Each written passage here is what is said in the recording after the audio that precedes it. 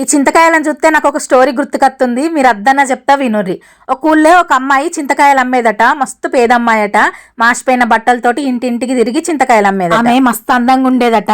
ఆమెను రోజు ఒక రాజు ఆమె ఇల్లు తిరిగి అమ్ముకునేటప్పుడు చూసి బాగా నచ్చి ఇష్టపడి ఒక రోజు ఆ రాజు ఆ చింతకాయలు అమ్మే అమ్మాయిని పెళ్లి చేసుకుంటుంది. ఈ రోజులు మస్తు కష్టపడ్డ అమ్మాయి ఆ రాజుని పెళ్లి చేసుకున్న తర్వాత సకల సుఖాలు అన్ని భోగాలు అనుభవించి రాజమహల్లా మస్తు సంతోషంగా ఉంది. ఒక రోజు ఆ రాజు ఆ అమ్మాయి విహారయాత్రకు పోయేటప్పుడు ఆ రాణి ఒక చింత చెట్టుకు కాసిన చింతకాయలు చూసి, ఓ రాజు అవ్వేం కాయలు వంకర టింకరుగా ఉన్నాయని అడిగిందట. అప్పుడు ఆ రాజు, ఓష్ని ఇల్లుకు తిరిగి చింతకాయలు అమ్ముకునేదానివి, నిన్ను పెళ్లి చేసుకున్నాక నువ్వు చేసే పన్నే మర్చిపోయినవా అన్నది. ఈ స్టోరీ నుండి వచ్చిన ఒక సామెతనే మన వాడుక భాషలో వాడుకుంటాం. మీరు కూడా ఎప్పుడో ఒకసారి వినే ఉంటారు. అదేంటిదంటే చింతకాయలు అమ్ముకునే దానికి పెత్తనం వస్తే అవ్వేం కాయలు వంకర టింకరుగా ఉన్నాయని అన్నది. ఈ స్టోరీ నేను ఎప్పుడో చిన్నప్పుడు విన్నా, ఆదికున్నంత వరకు చెప్పినా, కొన్ని తప్పులు ఉండే ఉంటాయి. ఇంతకీ స్టోరీ మీకు తెలుసా తెలియదా అనేది కామెంట్ చేసి వీడియో నచ్చితే లైక్ చేసి మర్చిపోకుర్రి.